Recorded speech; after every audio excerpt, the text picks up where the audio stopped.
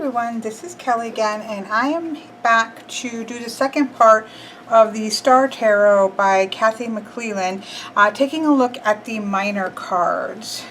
Before I do that though, I just wanted to show you I did trim up this morning actually the majors, because I'm obviously done with the majors, and I really love how it turned out.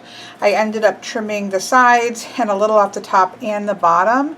I took a video of it. I put it up on my Instagram, but I took a video of it and I will put it at the end of this video if you just want to see how I did what I've done here, so that you can kind of see that process at the end. So stay tuned for that if that's something that interests you. But I'm really happy with how it turned out.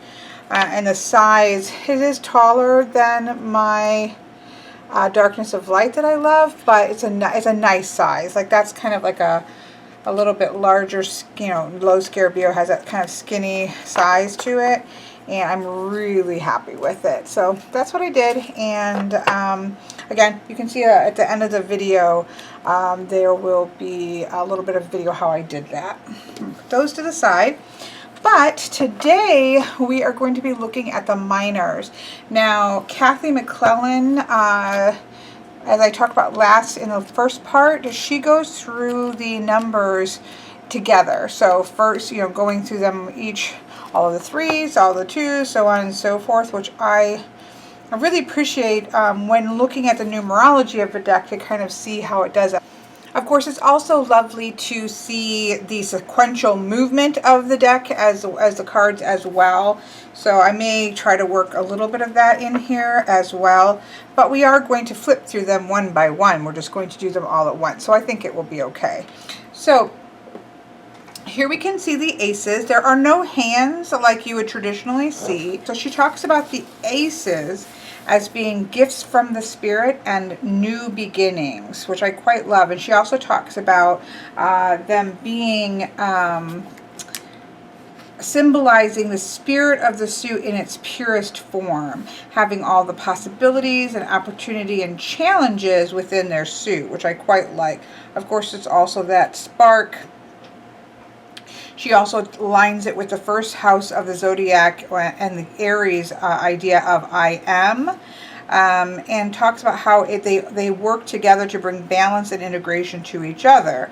So I really like this, how she goes in with a guidebook and doesn't just talk about just the aces, but she talks about how each one of them works together in order to bring balance. So I won't go do this for each number, but I just want to show you kind of how well she does, not surprisingly given the other things that I've seen, but how well she does with integrating the information. So for example, the fiery masculine of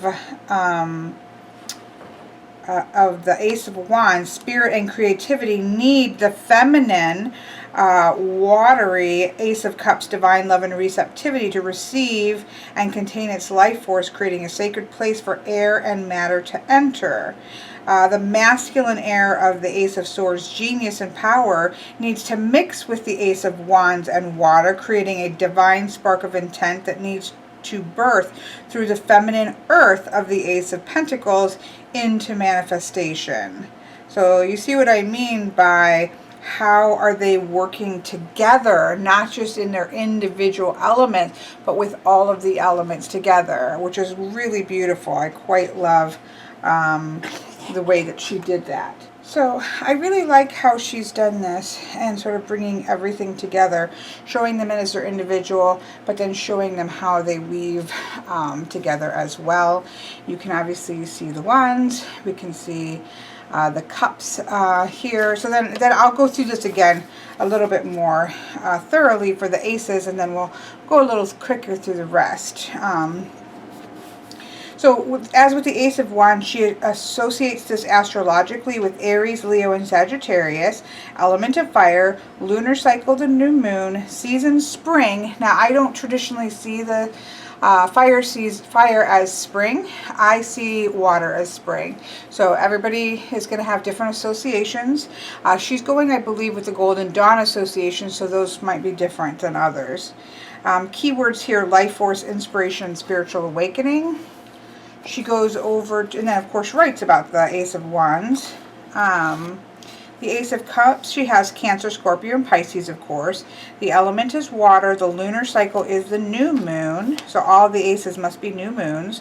The season is summer, and the keyword is the gift of love. So these are swapped for her and how I see the seasons, although I can understand and make a case for it.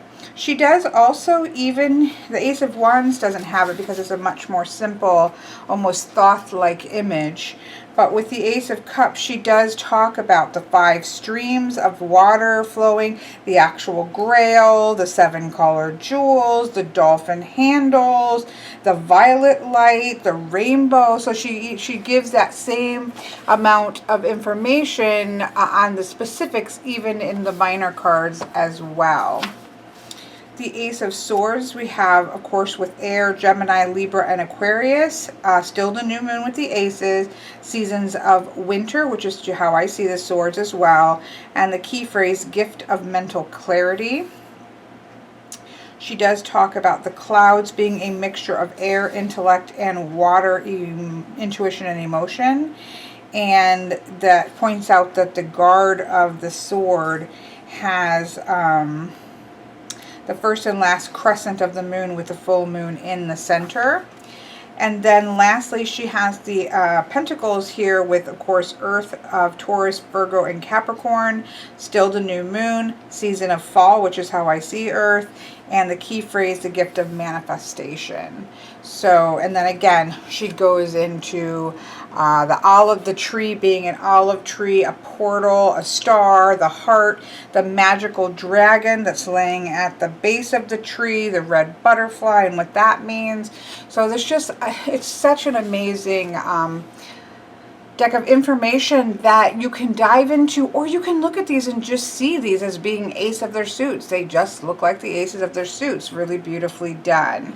So very similar to what I said with the major arcana. So those are the aces.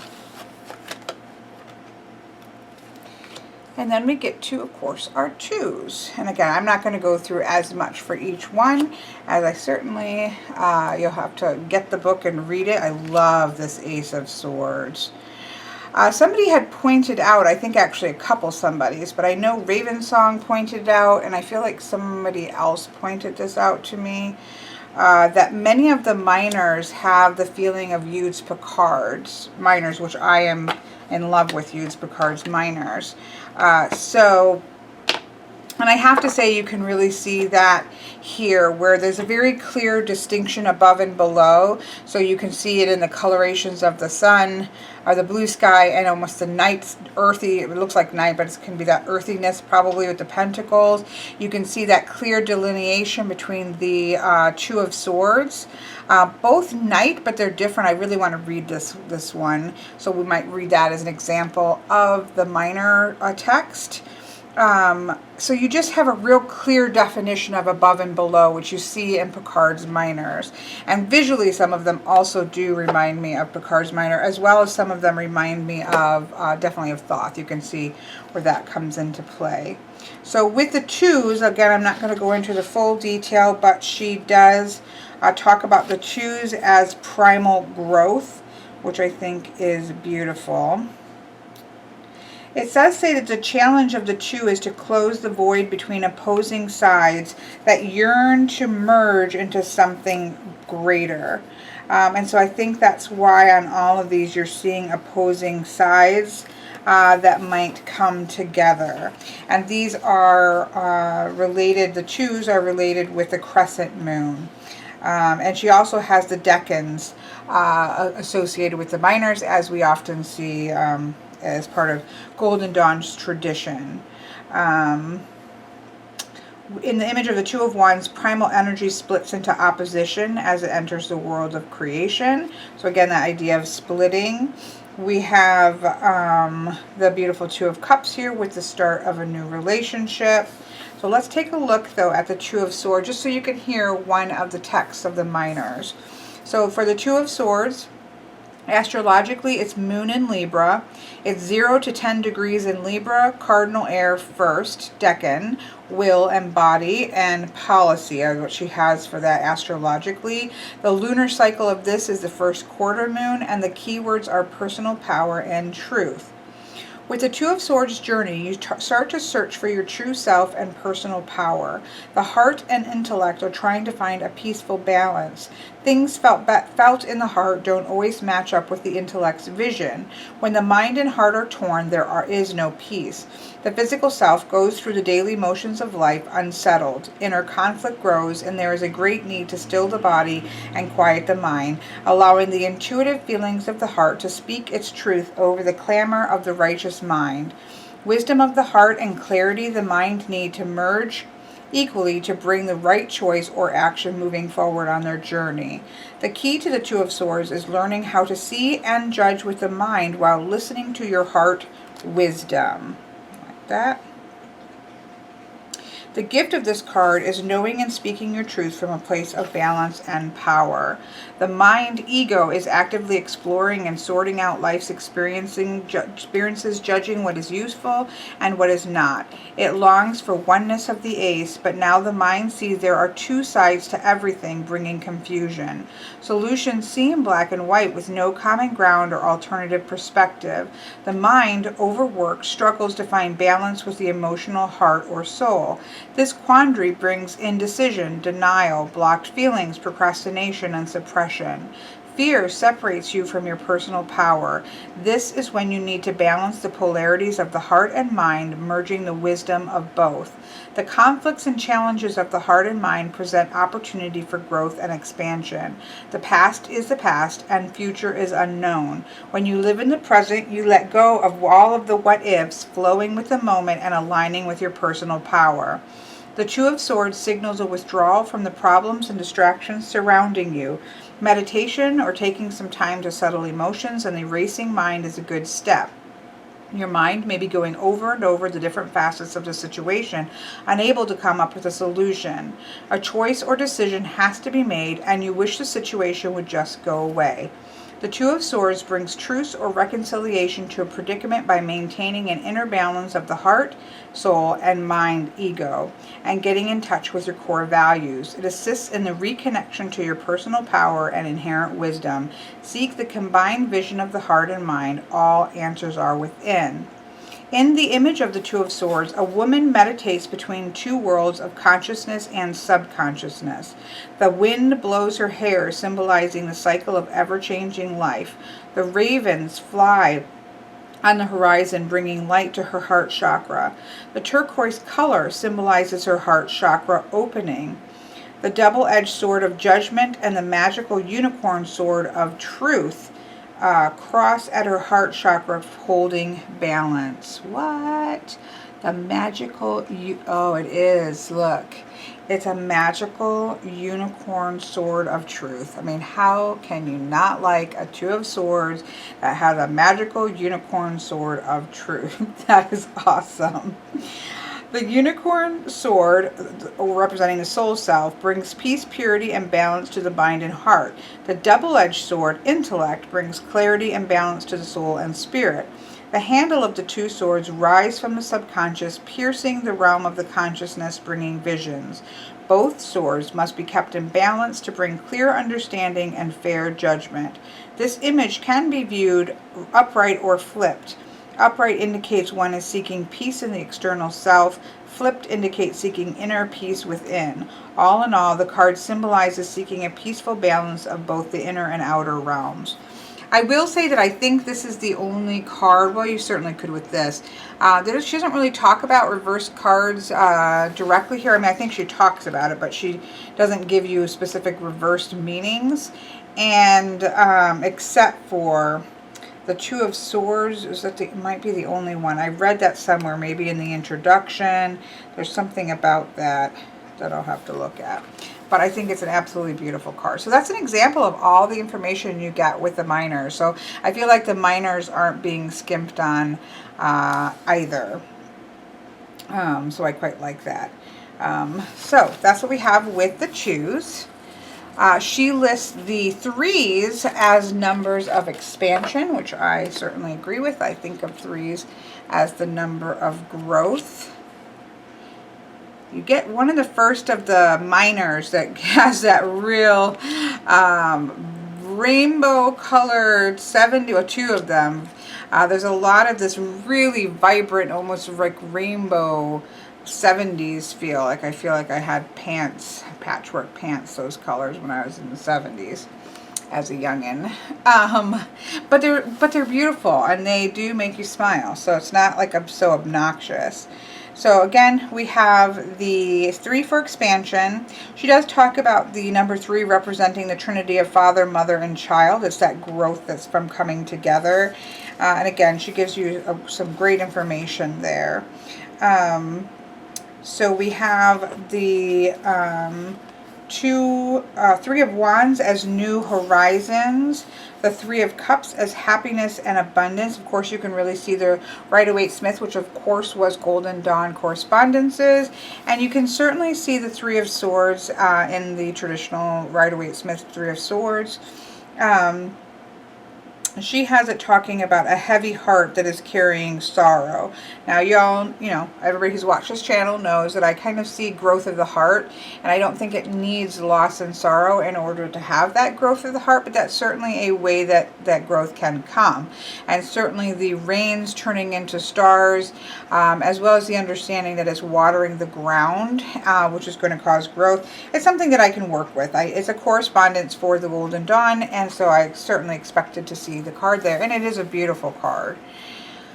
So is the 3 of Pentacles, I think, extra gorgeous, and it says finding your true work, which I really like. Talks about the turtle shells, symbolizing the triple goddess of body, mind, and spirit, and so on and so forth. Of course, I can't, and all the eggs. Everything means something, right? That's just one of those things. This is a deck I really think you want to set with the guidebook as you pull cards out. Now, you don't need it. Again, you can read any of these as the 3 of Swords, 3 of Cups, 3 of Wands, and 3 of Pentacles as you know the cards to be, because these are the traditional meaning. But she puts so much depth into each of the cards that you can also then go in and pull it out if you decide to do that.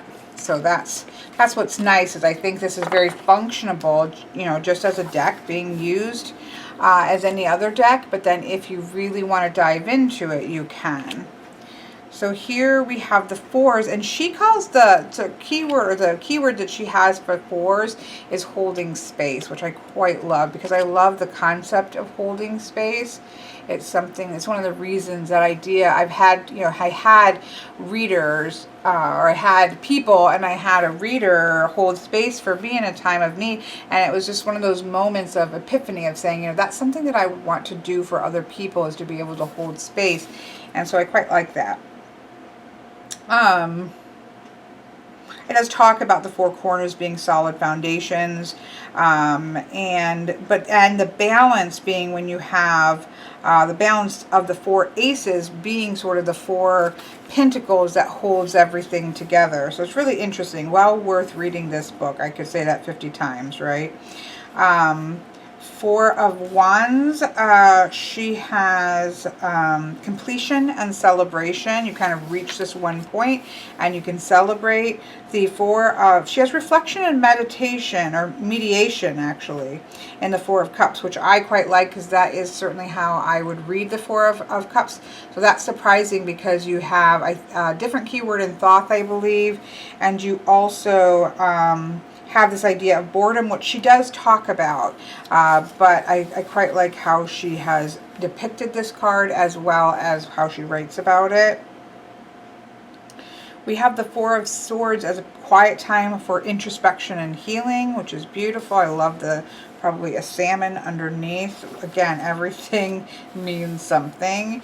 And lastly, the 4 of Pentacles, about finding your personal power. Now, this is interesting that we have a swan here in a pentacle card. You really think, you're not going to see anything watery, but you certainly do have a little bit of water energy there, because they don't exist in a vacuum by themselves, right? Now, interestingly, she has the number 5 as being relating to the emergence of human consciousness. So I think that's quite powerful as well. And that does, the number 5 is a bit of a shake-up number, right? It's a bit of a number of, in some ways, not dissension, but my brain is completely blanking.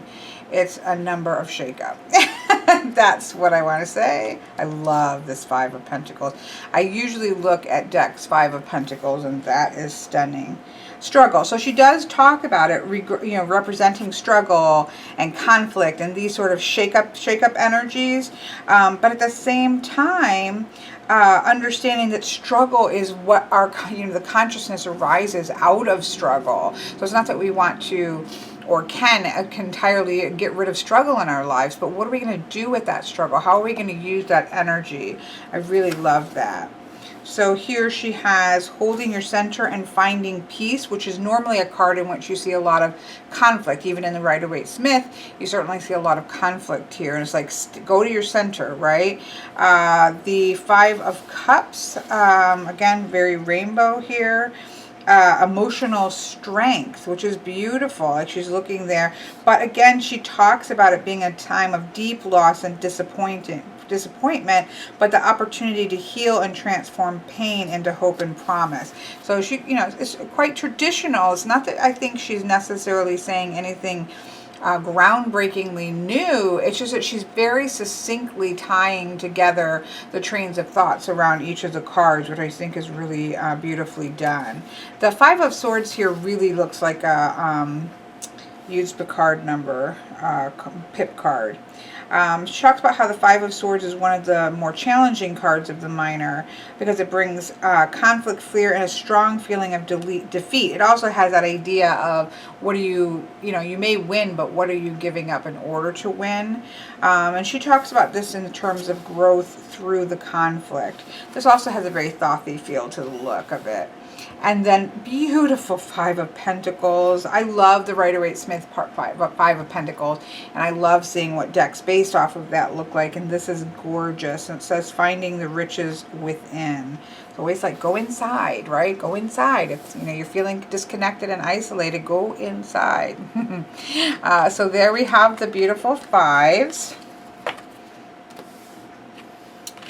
Then we have the 6 of Wands, and I quite liked that we actually see movement. I was going to say in all of them, but the Pentacles, and maybe there's something that I just am not seeing at the moment. But we do have the sense of movement that we traditionally see in the 6 of Swords, but we don't always see, and because, from out of the 5, now we're moving into a new space, and you can really see that with the 6s. She has the 6s as I see 6s, balance, harmony, and completion. She has good fortune on the Wands. On the Cups, she has remembrance, which is often a nostalgia card as well. Remember the innocent child you once were, stirring and awakening your inner child. The Swords, she has the idea of transition and transformation that we think about. And then the 6 of Pentacles, she has the art of giving and receiving, which I totally see. I guess the image to me isn't as much. Let's see. In the image of this card, White Buffalo Woman holds the sacred buffalo pipe of prayer, gifting it to the people. The sacred pipe connects you to spirit through prayer, giving awareness that we are one with everything, walking the path of peace, harmony, and balance. Buffalo Woman taught the people of the cyclic flow that passes through each individual and the universe, and to thank and honor the abundance that Mother Earth and Spirit gave to you. So the idea then of understanding that where it all comes from, and then how to appropriately share it, which we often see this idea of sharing in the 6 of Pentacles, and knowing how to manage your resources and where they should go. Which brings us to the beautiful 7s.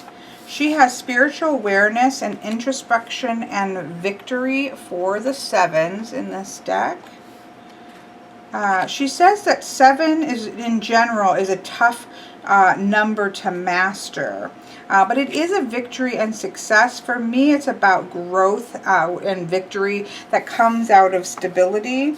So she goes in and talks about sevens again for a while. She looks at the Seven of Wands as igniting spiritual courage. She looks at the beautiful Seven of Cups as the work, the soul work that you're doing, which I think is beautiful, versus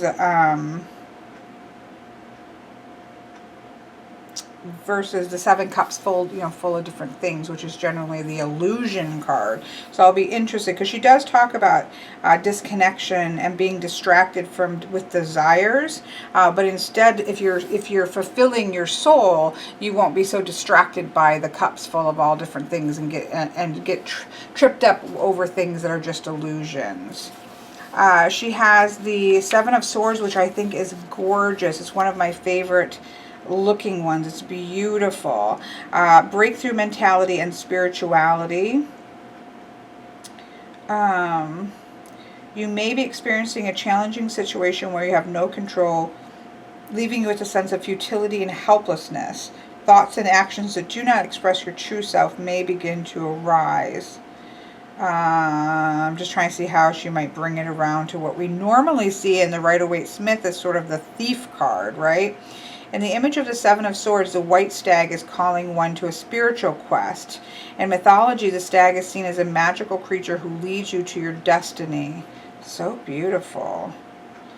I do love the idea of the swords going on underneath, because that's how I tend to read the Seven of Swords.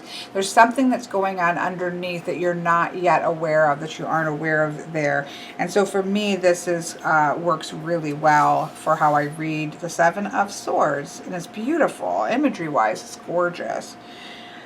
And then the Seven of Pentacles is finding and following your Dharma, which of course I quite love, as somebody who has read a lot about Dharma.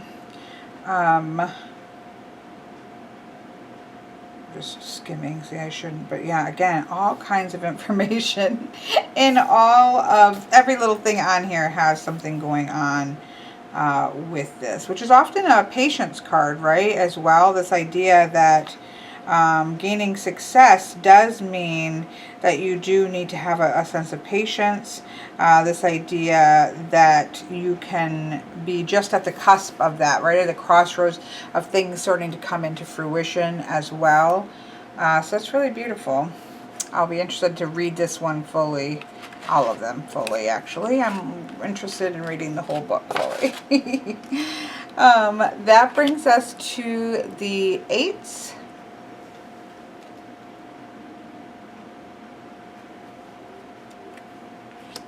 I love this. I don't know what's going on there, but I love it. This also has a very Picard minor feel to it. And this is beautiful. Now, truthfully, I do love a lot of the images in this deck, minor deck, but I would love this type of minors all the way through, even like this. It would be gorgeous. But again, a lot of them are so beautiful that I'm certainly not complaining. She has the 8 as abundance, manifestation, and karma. And she has the 8 of Cups as this idea of pure energy. And look at all that energy just going, right? You definitely get that sense with that. That also kind of has a thoughty feel to me. For the 8 of Cups, she has seeking truth and moving on, kind of moving towards that mountain we often see in the 8 of Cups. I don't particularly like cups that are fallen over, but I don't get the sense that these are cracked and broken or anything bad. It's just she's just moving on, and in that swish of water, she moves in the next phase. It just dumps them over, I suppose. The 8 of Swords she has as restricted clarity. I think that's really interesting, right? When the 8 of Swords slashes into your life, you begin to experience indecision and restricted thinking that blocks your energy to progress forward. See, she firmly puts the swords in the camp of this is about your mind and how we can restrict our ways of thinking. Love it. Again, lots of information going on there in all the details. And this beautiful 8 of Pentacles is about weaving your magic. I love that. I love this. In the image of the Knight of Pentacles, cosmic hands are weaving a prayer blanket of the cycles of the moon and Earth's creatures moving in unison. The 8 pentacles in the blue circle have 8 different moon phases that circle around the 8-pointed star. The web that illuminates out from the star connects the 8 pentacles with all of the stars in the image, representing cosmically that we are all intertwined. Oh, the 8-pointed star represents as above, so below, and so on and so forth. It's just gorgeous. I love this deck. Absolutely. Of course, I can't get the card. I'm trying to hold the book, with my elbow and then lay these down at the same time. It doesn't always work. Here we have the beautiful 9s. Now for me, the 9s are really about dynamic energy and a lot of energy that's going on. We do have the traditional 9 of Swords, but that's okay. I can deal with that. Not traditional, but the Golden Dawn correspondence for the 9 of Swords. She talks about the 9 as being initiation, breakthrough, and completion. Again, traditionally in numerology, you would have 1 through 9, right? There isn't a 10 because 1 plus 0 brings you back to 1 again. So in numerology, the number 9 would be completion. So that certainly makes sense. She has the Wounded Warrior for the 9 of Wands. How interesting of type a keyword is that? She has the 9 of Cups as the wish card. That is a traditional wish card from cartomancy days, so I love that. She has the Dark Night of the Soul for the 9 of Swords, which is true. I do believe that we have these moments in which our mind and our thoughts can get way overblown and out of proportion. And I do think the imagery is really beautiful here. And then lastly, we have the 9 of Pentacles about abundance and fulfillment, which, I mean, this certainly has that feeling of, which is quite lovely. And that brings us full circle to the 10s. I'll be interesting because she has completion in the 9s, what she has for the 10s. We can definitely see some of the Thothy, Marseille style shape of the mind of the 10 of Wands, if I can talk.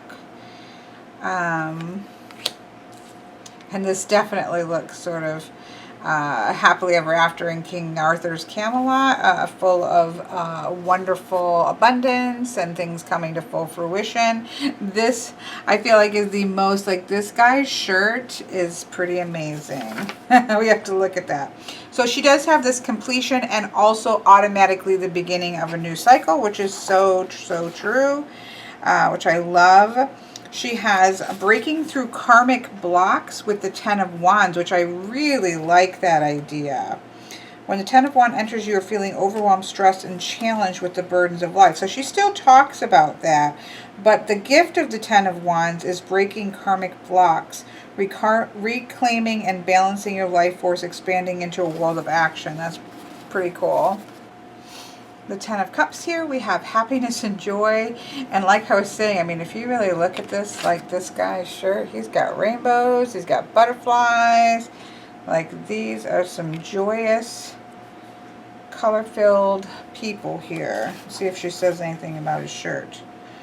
The fish, the deer, the rabbits, the butterfly. No, does not mention, I think, his... Oh yes, the father's tunic has the white butterfly of remembrance covering his heart chakra, remembering his divine connection. So yeah, she gets into everything. I mean, again, some of these images are like rainbow bright, but it certainly makes you have that feeling of joy when you see it. The 10 of Swords as the awakening. Thank you very much to Kathy McClelland. Thank you very much. The culmination of the Suit of Swords is not death, but awakening. And it can be a difficult.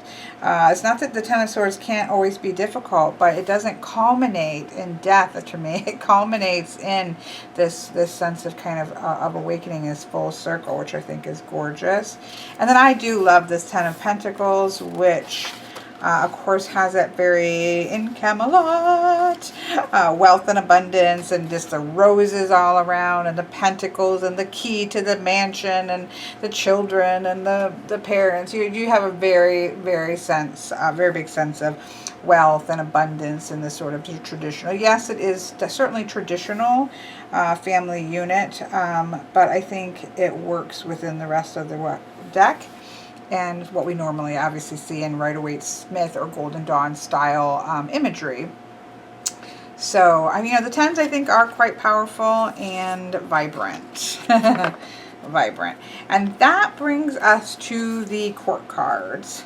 So she really goes in and talks about the court cards in general, and then she goes in and gives us a conversation about the princes. So in this deck, we have princes for the masculine energy of water, of fire and air, and the princesses with the feminine or receptive energy of earth and water.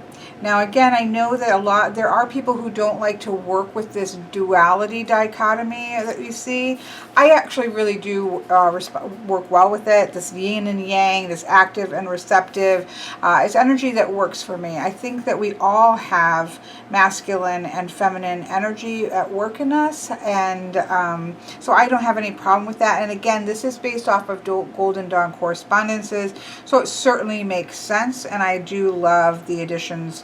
I personally like to see all of this suit as princesses, just because then we have the knights and then we have the queens and the kings. But I do think this works as well. So she talks about the princes and princesses as being about new beginnings. She has the magic wand. Let's see what she calls these.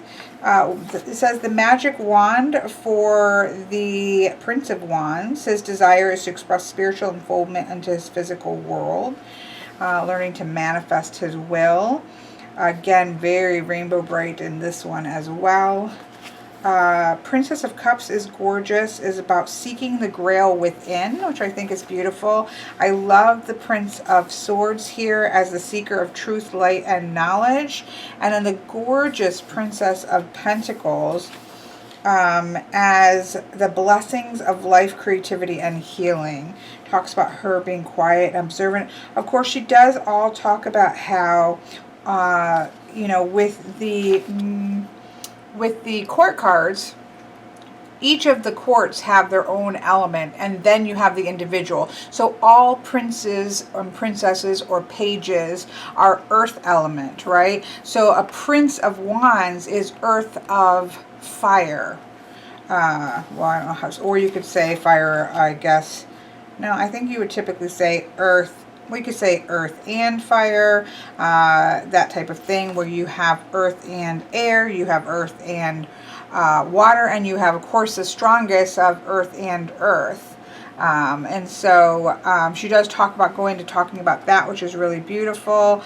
Again, I love the ravens and the swords. She talks about the two ravens here are being Hugin and Munin, the Odin's ravens of thought and memory. So I love that, and I love the lunar moths here. So yeah. Anyways, I love all the animals in the Princess of Pentacles. So I just think, again, especially when you read through the book, there's just a wealth of information there. So that's the princes and princesses. Then we have the very powerful, active knight energies, and they are all with their horses. 3 of them riding them, and 1 of them is giving his horse some water with the Knight of Pentacles, which I think is gorgeous. I know my color tone is playing tricks on me, but I'm just going to persevere. So she has the knights talking about action, adventure, exploration. It's movement, right? We know this. She's got the Knight of Wands as the sun warrior of courage and creative force. She has the Knight of Cups as the Knight of the Heart, Seeker of Truth. I love it. She has the Knight of Swords as the Knight of Intellect, Healer of Humanity, and Finger of God.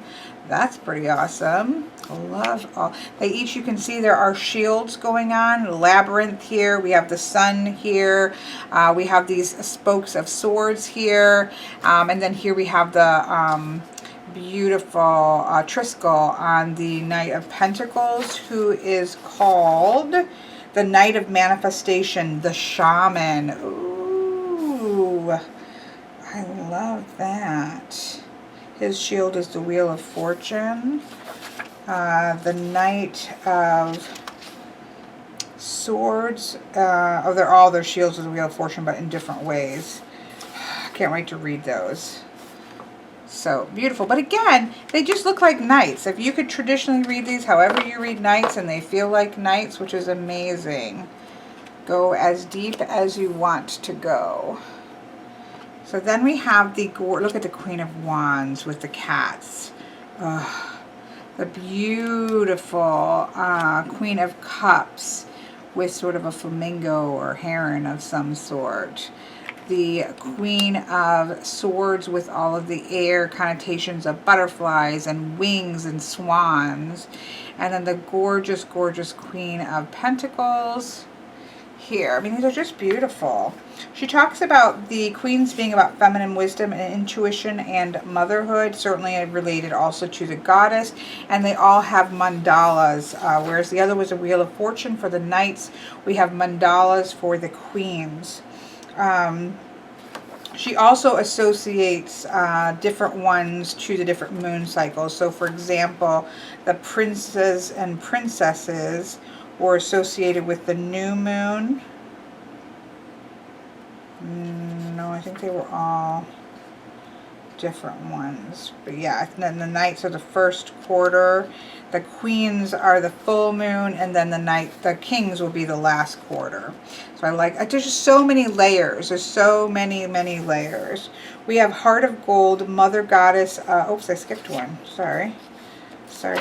Backing up. We have Mother of Creation, Creative Life Force for the Wands.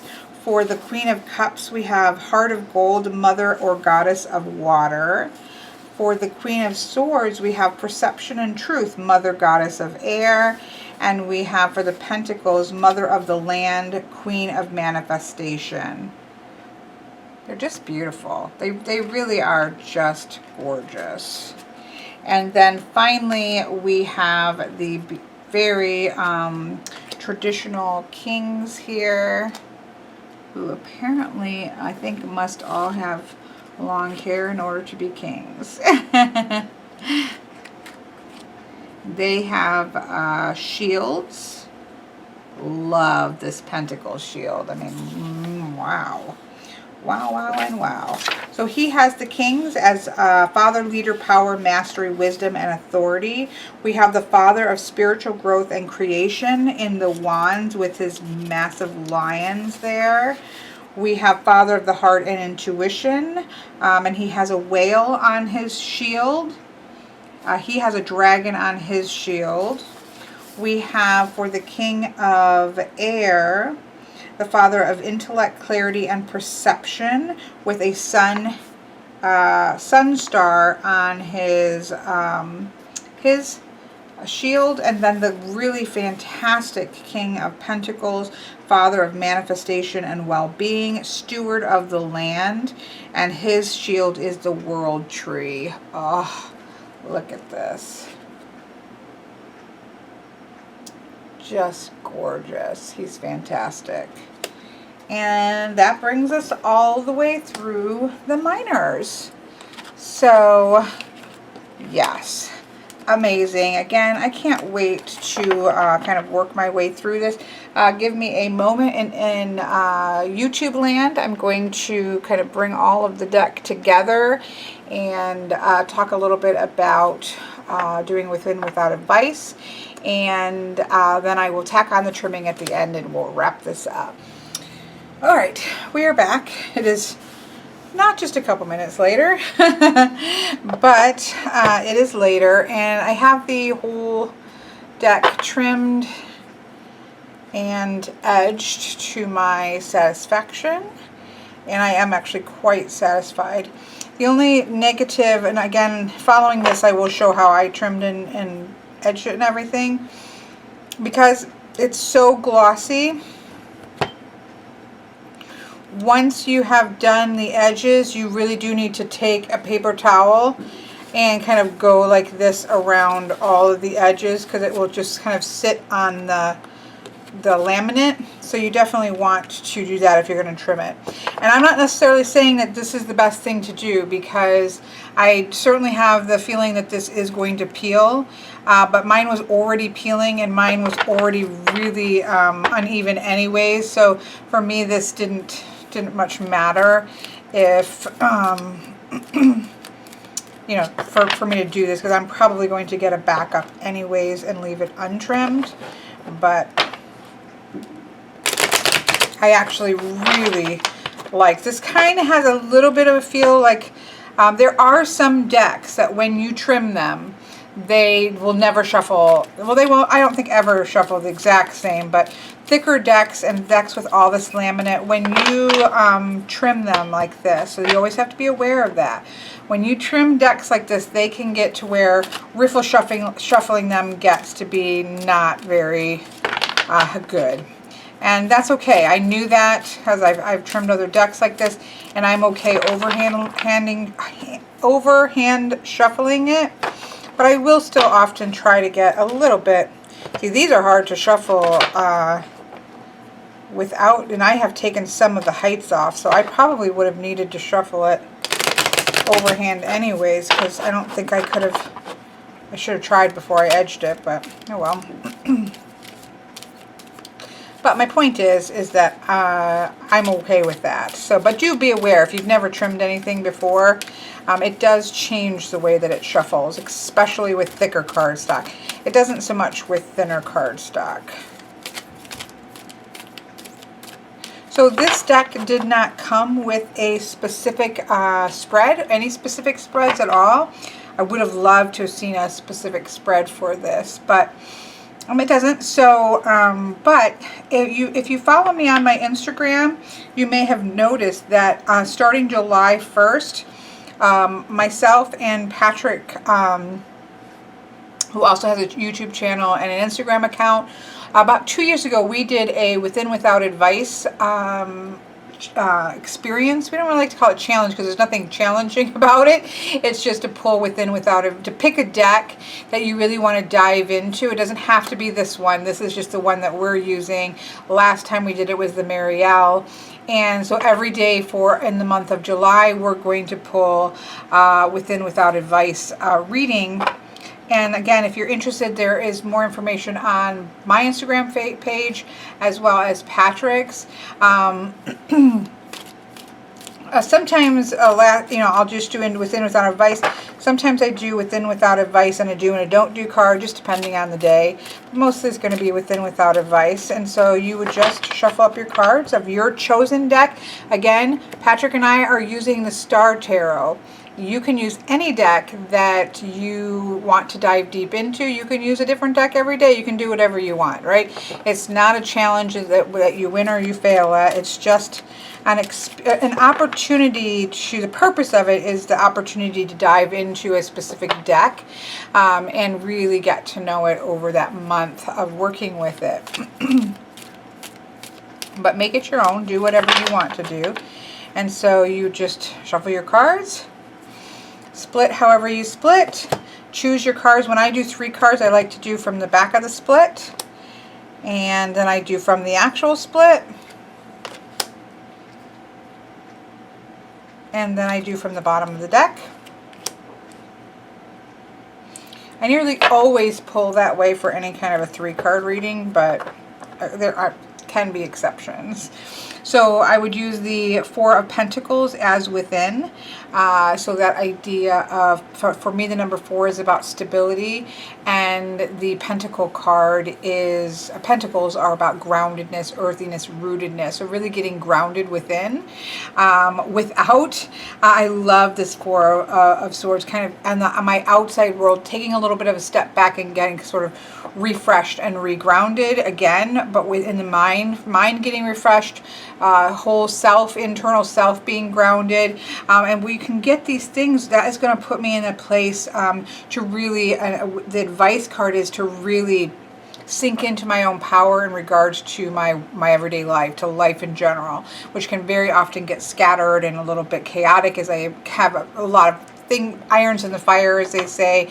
And so this is that kind of bring it all in, that I'm going to have the most success if I can kind of get everything sort of restructured and move forward. So something like that. Again, I was just kind of pulling this to show. And then this is just something that you can do every day. And again, you can mix it up, do whatever you want. I would also then, you could also pull a do this, don't do this. So do get yourself to a better place. Don't. Now this is interesting, right? Because the Hanged one, especially in this deck, is about gaining new perspective, right? About flipping upside down. So there's a couple ways you can read this as don't. You can say don't and do sort of a reverse of, okay, if the Hanged Man is about gaining new perspective, the reversal for the Hanged Man might be not keeping your perspective is very narrow, and it is stagnant, right? So you could do it that way, or you could just think about it in general. The Hanged Man is about flipping upside down and kind of seeing things differently, and yet this is cautioning right now to keep my vision the way that it is right now. The way that I'm seeing things right now is good. Don't need to flip it. Don't need to change the focus right now. You know, there's different ways you can read that depending on the situation, depending on your question, depending on your intention behind the reading. So those are like extra cards that you can add that I quite enjoy adding sometimes, just to mix it up. You could also add in, you know, like oracle cards. I just happen to have this set, so I'll just grab a card here. So then here we have Trust. And I'll grab one from the other deck because I have two decks mixed. Trust and Shine, right? These cards actually look nice together. Different style art for sure, but they definitely look nice. I thought maybe these would look well with this. So you could even pull, you know, Trust. Don't worry about shining so much, but just kind of trust in the situation, trust in the way things are going to go. Again, I don't have a specific question here, so I'm just playing with things. Or it could just be two cards. You know, trust the situation and just let your light shine. Just go for it, right? Getting all this groundedness and getting this all kind of the structure is going to allow me to trust in my groundedness, trying to trust that my feet are on the ground. That allows me to just shine the creatively outward. These types of things. So you could also just, you know, throw in every once in a while an oracle deck just to shake things up a little bit. So anyways, I just thought I would quickly show you that and talk about that. That's going to be starting on July 1st on Instagram. And Instagram has a new kind of video thing called IGTV, so we'll probably be doing some things on there as well, and probably some regular videos too. But I just want to point that out. And again, if you're interested following this, I will kind of show you how I trimmed these the way that I did. So I hope that you enjoyed this rather long walkthrough of this deck, but it's a beautiful, beautiful deck. I think it is well worth taking the time to. I'm going to be spending a lot of time with the guidebook this coming month, and I think it is one of those things that is going to be well worth working with the guidebook in this particular instance.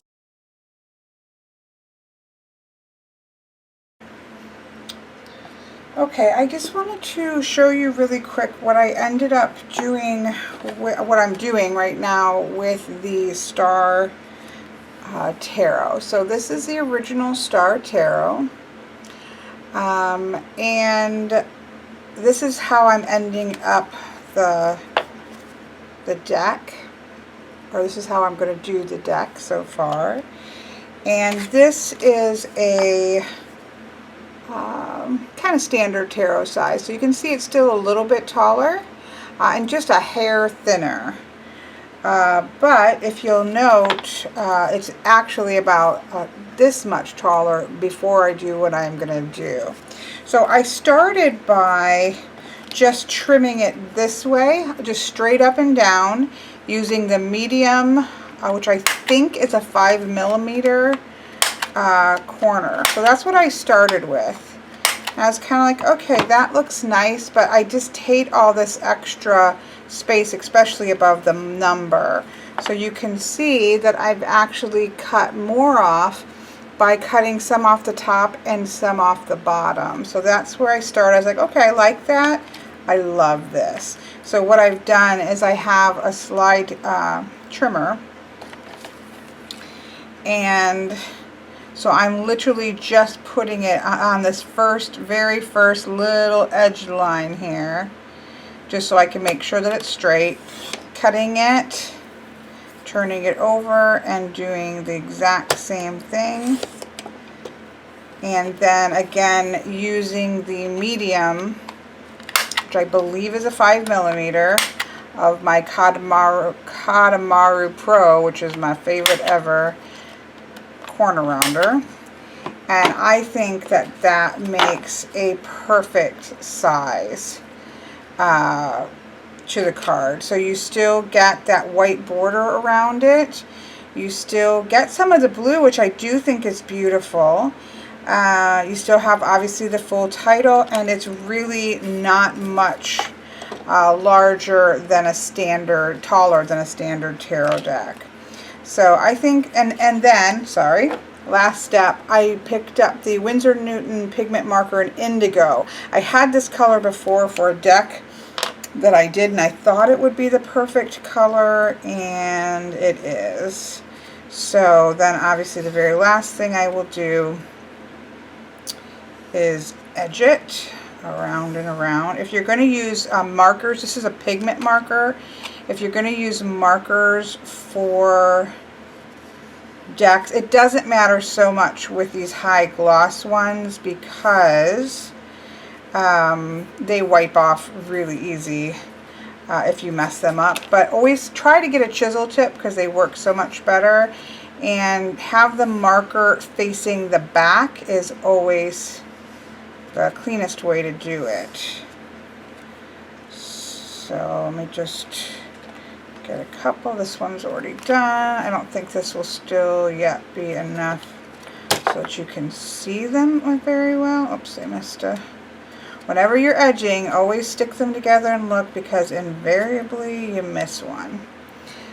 So I don't think there's not enough so that you can see it, but it's really going to be a good color for it, which I figured, which is why I went and grabbed it. So there you have how I am going to be doing trimming up my, and you can see the back, because I pulled the same amount off at the top and the bottom and the same amount off the sides, so the back is perfectly beautifully centered.